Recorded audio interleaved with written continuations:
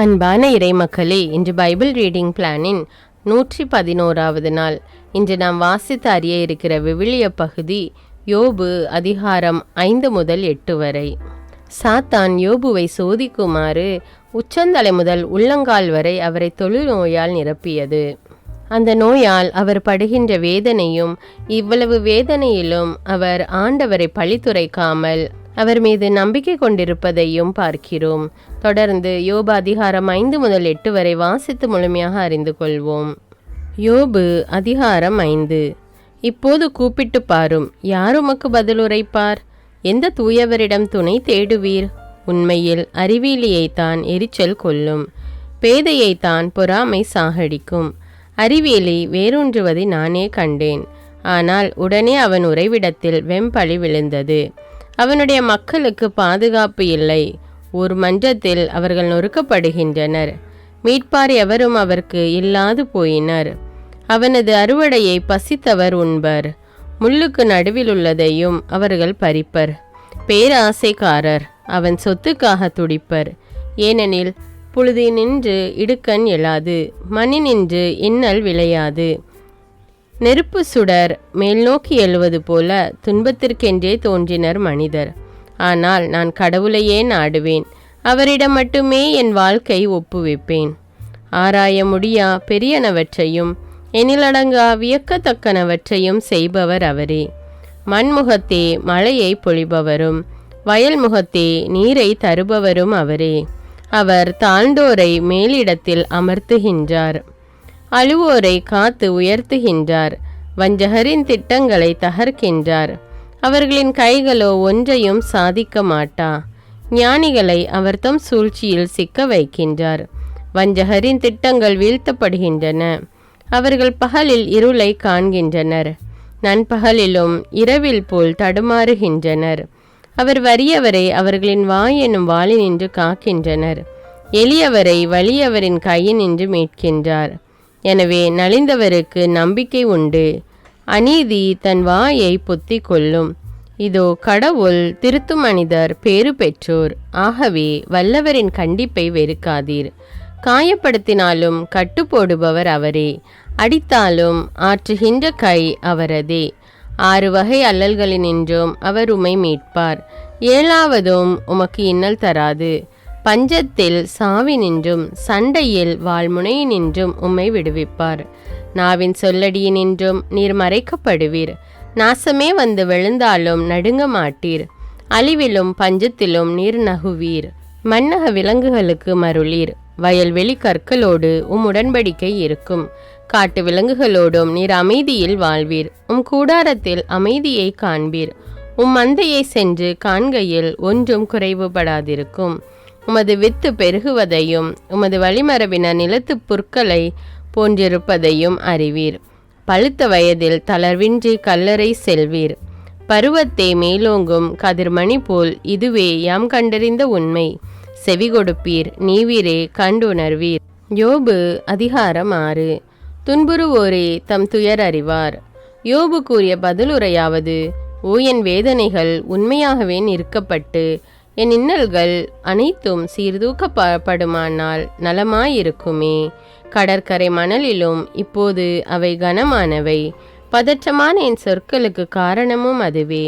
எல்லாம் வல்லவரின் அம்புகள் என்னில் தைத்துள்ளன, அவற்றின் நஞ்சு என் உயிரை குடிக்கின்றது. கடவுளின் அச்சுறுத்தல்கள் எனக்கு எதிராய் அணிவகுத்துள்ளன. காட்டு கழுதைக்கு புல் இருக்க அது கனைக்குமா? காளைக்கு தீனி இருக்க அது கத்துமா? சுவையற்றது உப்பின்றி உண்ணப்படுமா? துப்பும் எச்சிலில் சுவை இருக்குமா? அவற்றை தொட என் நெஞ்சம் மறுக்கிறது. அவை எனக்கு அருவருப்பு தரும் உணவாமே. ஓ என் வேண்டுதலுக்கு அருள்பவர் யார்? நான் ஏங்குவதை இறைவன் ஈந்திட மாட்டாரா? அவர் என்னை நசுக்கிவிடக் கூடாதா? தம் கையை நீட்டி என்னை துண்டித்திடலாகாதா? அதுவே எனக்கு ஆறுதலாகும். அளிக்கும் அல்லலிலும் அகமகிழ்வேன், தொடரும் துயரிலும் துள்ளி மகிழ்வேன். ஏனெனில் தூயவரின் சொற்களை மறுத்தேன் இல்லை. நான் இன்னும் பொறுத்திருக்க வலிமை ஏது? என் நெஞ்சம் காத்திருக்க நோக்கமேது? என் வலிமை கல்லின் வலிமையோ? என் சதை வெண்கலத்தாலானதோ? இதோ என்னில் உதவி ஏதுமில்லை, என்னிலிருந்து உரம் நீக்கப்பட்டது. அடுத்திருப்போருக்கு கனிவு காட்டாதோர் எல்லாம் வல்லவரையே புறக்கணிப்போர். காய்ந்துவிடும் காட்டாற்று கன்னிகள் போலும் சிற்றாறுகள் போலும் வஞ்சினத்தனர். என் உறவின் முறையார் அவற்றில் பனி கட்டி உருகி செல்லும். அவற்றின் மேற்பகுதியை உறைபனி மூடி நிற்கும். வெப்ப காலத்திலோ அவை உருகி மறைந்து போம். வெயில் காலத்திலோ அவை இடந்தெரியாது ஒளியும். வணிகர் கூட்டம் தம் வழியை மாற்றுகின்றது. பாலையில் அலைந்து தொலைந்து மடிகின்றது. தேடி நிற்கின்றனர் தேமாவின் வணிகர். நாடி நிற்கின்றனர் சேபாவின் வழிப்போக்கர். அவர்கள் நம்பியிருந்தனர், ஆனால் ஏமாற்றம் அடைகின்றனர். அங்கு வந்தடைந்தனர், ஆனால் திகைத்து போகின்றனர். இப்போது நீங்களும் எனக்கு அவ்வாறே ஆனீர்கள். என் அவலம் கண்டீர்கள், அஞ்சி நடுங்குகின்றீர்கள். எனக்கு அன்பளிப்பு தாரும் என்றோ செல்வத்திலிருந்து என் பொருட்டு கையூட்டு கொடும் என்றோ சொன்னதுண்டா? எதிரியின் கையினின்று என்னை காப்பாற்றும் என்றோ கொடியவர் பிடியினின்று என்னை மீட்டருளும் என்றோ நான் எப்போதாவது வேண்டியதுண்டா? அறிவு புகட்டுக, அமைதியடைவேன். என்ன தவறிழைத்தேன் எடுத்து காட்டுக. நேர்மையான சொற்கள் எத்தனை ஆற்றலுள்ளவை! ஆனால் நீர் மெய்ப்பிப்பது எதை மெய்ப்பிக்கிறது? என் வார்த்தைகளை கண்டிக்க எண்ணலாமா? புலம்புவோரின் சொற்கள் காற்றுக்கு நிகராமா? திக்கற்றோர் மீது சீட்டு போடுவீர்கள், நண்பர் மீதும் பேரம் பேசுவீர்கள். பரிவாக இப்பொழுது என்னை பாருங்கள். உங்கள் முகத்திற்கெதிரே உண்மையில் பொய் சொல்லேன். போதும், நிறுத்துங்கள். அநீதி செய்ய வேண்டாம், பொறுங்கள். நீதி இன்னும் என் பக்கமே. என் நாவில் அநீதி உள்ளதா? என் அன்னம் சுவையானதை பிரித்துணராதா? யோபு அதிகாரம் 7. மண்ணில் வாழ்வது மனிதருக்கு போராட்டம்தானே. அவர்களின் நாள்கள் கூலி ஆள்களின் நாள்களை போன்றவை தாமே. நிழலுக்கு எங்கும் அடிமை போலவும் கூலிக்கு காத்திருக்கும் வேலையாள் போலவும் வெறுமையான திங்கள்கள் எனக்கு வாய்த்தன. இன்னல் மிகு இரவுகள் எனக்கு பங்காயின. படுக்கும்போது எப்போது எழலாம் என்பேன். இரவோ நீண்டிருக்கும். விடியும் வரை புரண்டு உழல்வேன். புழுவும் புழுதி படலமும் போர்த்தின என் உடலை. வெடித்தது என் தோல், வடிந்தது சீல். என் நாள்கள் தரியின் ஓடுகட்டையினும் விரைந்தோடுகின்றன. அவை நம்பிக்கையின்றி முடிவடைகின்றன. என் உயிர் வெறுங்காற்றே என்பதை நினைவு கூர்வீர். என் கண்கள் மீண்டும் நன்மையை காணா. என்னை காணும் கண் இனி என்னை பார்க்காது. என் மேலும் கண்கள் இருக்கும், நானோ இரேன். கார்முகில் கலைந்து மறைவது போல் பாதாளம் செல்வோர் ஏறி வாரார். இனி அவர்கள் தம் இல்லம் திரும்பார். அவர்களது இருப்பிடம் அவர்களை அறியாது. ஆகையால் நான் என் வாயை அடக்க மாட்டேன். என் மனதின் வேதனையை எடுத்துரைப்பேன். உள்ள கசப்பில் முறையிடுவேன். கடலா நான், அல்லது கடலின் பெரு நாகமா? காவல் என் மீது வைக்கலானீர். என் படுக்கை ஆறுதல் அளிக்கும். என் மெத்தை முறையீட்டை தணிக்கும் என்பேனாகில். கனவுகளால் என்னை கலங்க வைக்கின்றீர். காட்சிகளால் என்னை திகிலடைய செய்கின்றீர். ஆதலால் நான் குரல் வலை நெரிக்கப்படுவதையும் வேதனையை விட சாவதையும் விரும்புகின்றேன். வெறுத்து போயிற்று, என்றென்றும் நான் வாழப்போவதில்லை. என்னை விட்டுவிடும், ஏனெனில் என் வாழ்நாள்கள் காற்று போன்றனவை. மனிதர் எம்மாத்திரம், நீர் அவர்களை ஒரு பொருட்டாய் என்ன? உமது இதயத்தை அவர்கள் மேல் வைக்க. காலைதோறும் நீர் அவர்களை ஆய்ந்தறிய, மணித்துளிதோறும் அவர்களை சோதிக்க. எவ்வளவு காலம் என் மேல் வைத்த கண்ணை எடுக்காதிருப்பீர்? என் எச்சிலை விழுங்கும் அளவுக்கு கூட என்னை விடமாட்டீரா? மானிடரின் காவலரே, நான் பாவம் இழைத்து விட்டேனா? உமக்கு நான் செய்தது என்னவோ? என்னை இலக்காக ஆக்கியதேன்? உமக்கு நான் சுமையாய் போனதேன்? என் மீறலை மன்னியாதது ஏன்? என் அக்கிரமங்களை அகற்றாதது ஏன்? இப்பொழுதோ நான் மண்ணுக்குள் உறங்கப் போகின்றேன். நீர் என்னை தேடுவீர், நான் இல்லாது போவேன். யோபு அதிகாரம் 8. கடவுளின் மாறாத நீதி.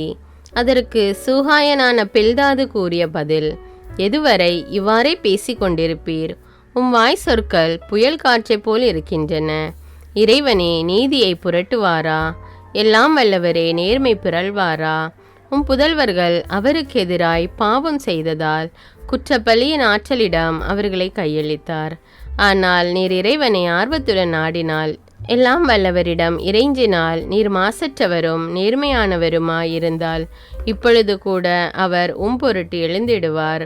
உமக்குரிய உரையுலை மீண்டும் ஈந்திடுவார்.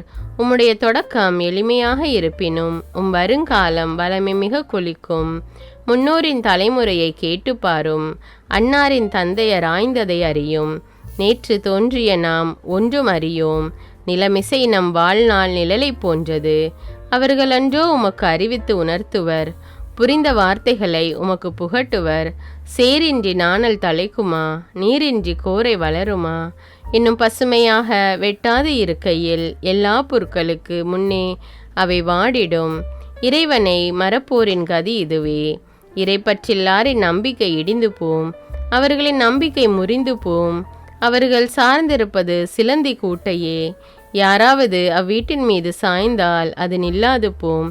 யாராவது அதை பற்றி பிடித்தால் அது நிலைத்திராது. பகலவன் முன் பசுஞ்செடி போன்றோர் அவர்கள்.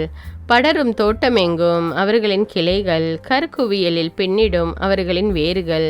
கற்களிடையே இடம் தேடும் அவர்கள் தம் இடத்திலிருந்து எடுபட்டால் உங்களை நான் கண்டதே இல்லை என உதறிவிடும் அவ்விடம். பார், அவர்கள் தம் வாழ்வில் கண்ட இன்பம் இதுவே. மண்ணினின்று மற்றவர் முளைத்தெழுவர். இதோ கரையில்லாதவரை இறைவன் கைவிடுவதில்லை. காதகருக்கு அவர் கை கொடுப்பதும் இல்லை. இருப்பினும் வாயை சிரிப்பாலும் இதழ்களை மகிழ்வொளியாலும் நிரப்புவார்.